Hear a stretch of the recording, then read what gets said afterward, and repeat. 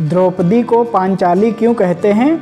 आइए जानते हैं। इस वीडियो में हम आप लोगों को बताएंगे कि द्रौपदी को पांचाली क्यों कहते हैं। तो पांचाल देश की राजकुमारी थी। महाभारत काल में पांचाल देश था, उसकी वो राजकुमारी थी, इसलिए इस कारण उनको पांचाली कहते थे। और अर्जुन के साथ उनका विवाह हुआ। तो जब अर्जुन के साथ उनका विवाह हुआ तो अर्जुन अपने माता कुंती के पास लेकर गए और उन्होंने कहा, माता मैं कुछ आपके लिए लाया हूँ। तो माता कुंती ने कहा, पांचों भाई आपस में बांट लो।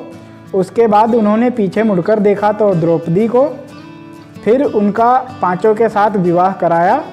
तो 5 पति होने के कारण उन्हें पांचाली भी कहते हैं। और पांचों पतियों के अलग अलग एक एक पुत्र हुए, जो 5 पुत्रों की माता कहलाई, इस कारण भी पांचाली कहते हैं। और पश्चिम एक व्रत होता था महाभारत में, उसको रखती थी, वो पश्चिम व्रत रखती थी, इस कारण भी पांचाली कहते थे, कहा जाता है उनको, द्रौपदी को। तो पांचों बेटों, जब 5 पतियों के साथ एक एक बेटा हुआ तो सबसे बड़ा बेटा अभिमन्यु हुआ, जो चक्रव्यूह में मारा गया था, अर्जुन का बेटा था वो। नमस्कार दोस्तों, स्वागत है हमारे एक और न्यू ब्लॉग में। अगर वीडियो अच्छा लगा हो तो एक लाइक करें। चैनल पर पहली बार आए हैं तो चैनल को सब्सक्राइब करें, ताकि महाभारत काल की अनसुनी कहानी हम आप तक लाते रहेंगे।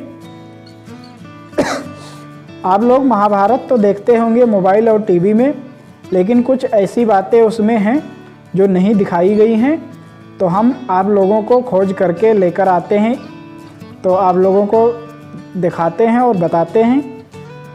तो वीडियो को लाइक ज़रूर करें और चैनल को सब्सक्राइब कर लें, ताकि ऐसी ही महाभारत काल की कहानी हम आप तक लाते रहेंगे। कमेंट में जय श्री कृष्ण ज़रूर लिखें। और अब आते हैं कि महाभारत काल में जन्म से लेकर मृत्यु तक भगवान श्री कृष्ण कितने वर्ष रुके थे पृथ्वी पर। तो जब महाभारत काल शुरू हुआ, यानी महाभारत शुरू हुआ, तब भगवान श्री कृष्ण 90 वर्ष के थे। और जब महाभारत खत्म हुआ, उसके बाद जब अपनी देह त्यागी यानी कि पृथ्वी को छोड़कर जब गए भगवान श्री कृष्ण, तब वो 35 वर्ष बाद गए थे। महाभारत के 35 वर्ष बाद उन्होंने अपनी देह त्यागी थी। और पूरी पृथ्वी पर कितने वर्ष रुके थे भगवान श्री कृष्ण? 125 वर्ष रुके थे भगवान श्री कृष्ण धरती पर। उनके जन्म से मृत्यु तक 125 वर्ष तक रुके थे भगवान श्री कृष्ण। उसके बाद उन्होंने अपनी देह त्यागी थी। तो अगर वीडियो अच्छा लगा हो तो लाइक करें। चैनल पर पहली बार आए हैं, हमारे वीडियो को पहली बार देख रहे हैं, तो चैनल को सब्सक्राइब भी कर लें, ताकि ऐसी ही महाभारत काल की अनसुनी कहानी हम आप तक सबसे पहले लाते रहेंगे। मिलते हैं किसी अगले वीडियो में।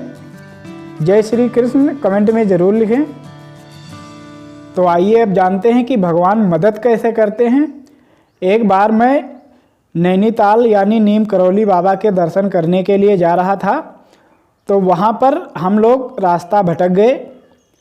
रास्ता भटकने के बाद काफ़ी जंगल में चलते रहे। आगे एक गाड़ी खड़ी हुई नज़र आई।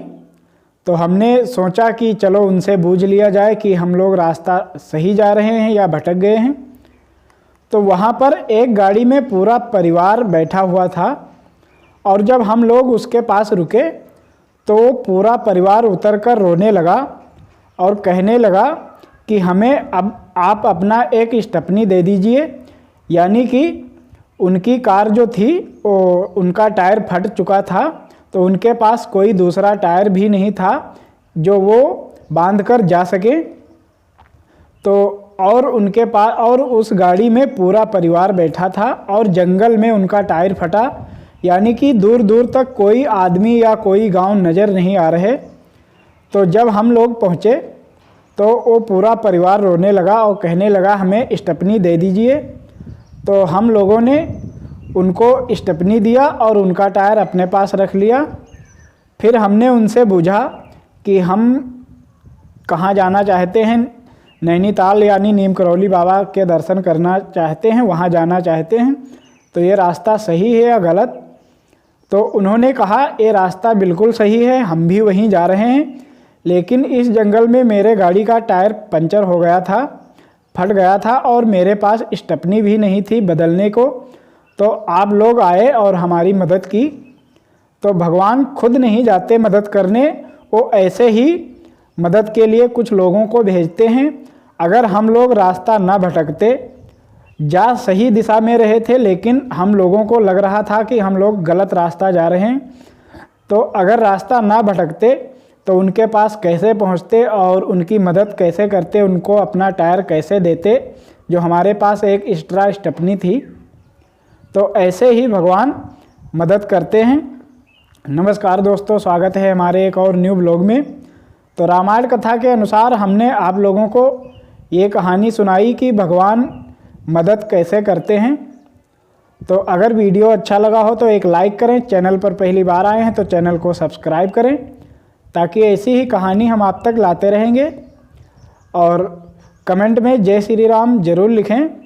मिलते हैं किसी अगले वीडियो में। मेरा नाम संदीप राजपूत है और आप देख रहे हैं Sandeep Rajput blog YouTube channel. तो इस यूट्यूब चैनल पर रामायण कथा की अनसुनी कहानी आप तक हम पहुंचाते रहते हैं। तो जो कहानी आप तक नहीं पहुंची हो उसको हम आप लोगों तक लाते रहते हैं। मिलते हैं किसी अगले वीडियो में, तब तक के लिए जय श्री राम। बात है तो लक्ष्मण जी ने कहा कि मैं गया था ढूंढने के लिए, तो वहाँ पर जिससे मैं कहता कि मेरे घर में काम है चलकर कर दो, तो वो कहता मुझसे वापस कहता कि आपको समय हो तो आप मेरे घर में काम कर दें। तो पहले जैसा था वैसा ही ठीक था। तो भगवान श्री राम ने फिर वैसा ही बनाया, कुछ अमीर और कुछ गरीब, ताकि जो अमीर आदमी हैं उनके घर में काम करने के लिए कोई मजदूर तो होना ही चाहिए। तो इसलिए कुछ आदमी गरीब और कुछ अमीर इसीलिए हैं कि जो अमीर हैं उनके घर में या उनके पास जो काम है तो वो कौन करेगा, इसलिए कुछ लोगों को अमीर, हम लोगों को गरीब बनाया है। तो भगवान मदद कैसे करते हैं